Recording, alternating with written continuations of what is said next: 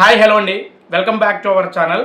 మన రామ్ చరణ్ అన్న RC-17 movie నుంచి ఒక ఇంట్రెస్టింగ్ అప్డేట్స్ అయితే వచ్చినాయి. అవి మూవీ టీం నుంచి వచ్చినటువంటి అఫీషియల్ అప్డేట్స్ అయితే కాదు, ఒక ట్రస్టెడ్ సోర్స్ నుంచి వచ్చినటువంటి అప్డేట్స్ మాత్రమే. ట్విట్టర్ పేజీలో రాజేష్ మన్నే అనే ఒక పేజ్ ఉంది. అతను ఇచ్చిన ప్రతి ఒక్క అప్డేట్ కూడా ఇప్పటి వరకు రాంగ్ అవ్వలేదన్నమాట. 95% కరెక్ట్ అయింది. ఆయన జెన్యున్ ఇన్ఫర్మేషన్ అయితేనే పోస్ట్ చేస్తాడు.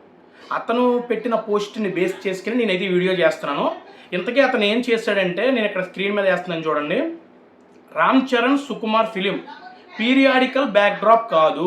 ఇది పీరియాడికల్ బ్యాక్డ్రాప్ కాదు. పీరియాడికల్ అంటే మీకు తెలుసు కదా, 1980 1970 ఆ సంవత్సరంలో వచ్చే సినిమా. అంటే ఎగ్జాంపుల్ మన రామ్ చరణ్ గారి పెద్ది మూవీ 1970 విజయనగరంలో జరిగిన బ్యాక్డ్రాప్లో వచ్చింది కదా, అటువంటి సినిమాలని పీరియాడికల్ బ్యాక్డ్రాప్ అంటారు.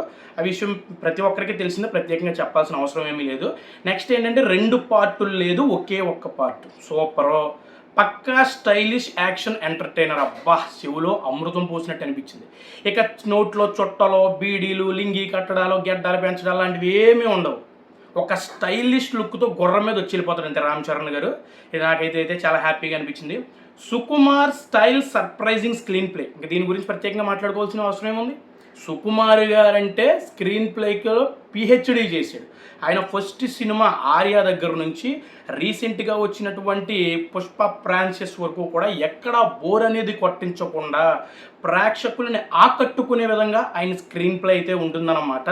ఆయనకి రీసెంట్గానే పుష్ప 2 మూవీకి గాను బెస్ట్ స్క్రీన్ ప్లే రైటర్గా నేషనల్ అవార్డు కూడా రావడం జరిగింది. నెక్స్ట్ RC-17కి ఆయన స్క్రీన్ ప్లే ఏ రేంజ్లో ఉంటుందో నేను మీ ఊహలకే వదిలేస్తున్నాను. సుకుమార్ గారు స్క్రీన్ ప్లేతో మ్యాజిక్ చేస్తే రామ్ చరణ్ గారు తన స్క్రీన్ ప్రెజెన్స్తో మ్యాజిక్ చేస్తాడు. తెలుసుగా రామ్ చరణ్ గారి మూవీస్లో ఆయన స్క్రీన్ ప్రెజెన్స్ ఏ రేంజ్లో ఉంటుందో. రీసెంట్గా వచ్చినటువంటి పెద్ది మూవీలో రామ్ చరణ్ గారి స్క్రీన్ ప్రెజెన్స్ అయితే నెక్స్ట్ లెవెల్లో ఉంటుందన్నమాట. మరి ఆయన శిష్యుడు బుచ్చిబాబే రామ్ చరణ్ గారికి ఆ రేంజ్ స్క్రీన్ ప్రెజెన్స్ ఇవ్వగలిగితే, మరి గురువు సుకుమార్ ఇంకా ఏ రేంజ్ స్క్రీన్ ప్రెజెన్స్ ఇస్తాడో మీ ఊహలకే వదిలేస్తున్నాను. You can imagine.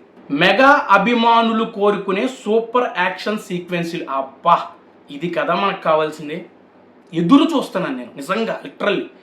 RRR movie తర్వాత రామ్ చరణ్ గారి కెపాసిటీకి తగ్గ సినిమా పడట్లేదే అని చెప్పేసి నేను బాధపడుతున్నాను. అదే పెద్ద మూవీతో అయినా సరే బుచ్చిబాబు గారు మనల్ని ఆనందింపజేస్తాడనుకుంటే అచ్చియమ్మ లంగా లాగుతున్నప్పుడు తప్పించి ఇంకెక్కడా కూడా ఫైట్ పెట్టకుండా మనల్ని అయితే డిసప్పాయింట్ చేశాడు. ఈసారి RC-17తో సుకుమార్ గారు ఫ్యాన్స్ అందరికీ ఫుల్ మీల్స్ పెట్టి కడుపు నిండా పెడతాడని నేనైతే అనుకుంటున్నాను. ఖచ్చితంగా పెడతాడు, అందులో డౌట్ లేదు. నెక్స్ట్, రామ్ చరణ్ పాత్రకు రంగస్థలం పెద్ద చిత్రాలకు మించిన పర్ఫార్మెన్స్ స్కోప్ అంట.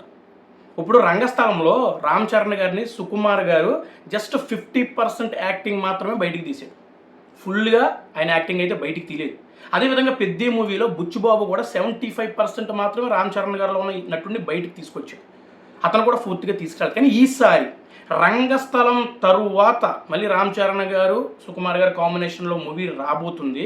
ఖచ్చితంగా ఈసారి రామ్ చరణ్ గారిలో ఉన్న 100% నటుడిని, పరిపూర్ణ నటుడిని బయటకు తీసుకొస్తాడు. అందులో ఎటువంటి డౌట్ లేదు, రాసి పెట్టుకోండి. ఎందుకంటే రంగస్థలం పెద్ద చిత్రాలకు మించిన పెర్ఫార్మెన్స్ ఇంకేంటి.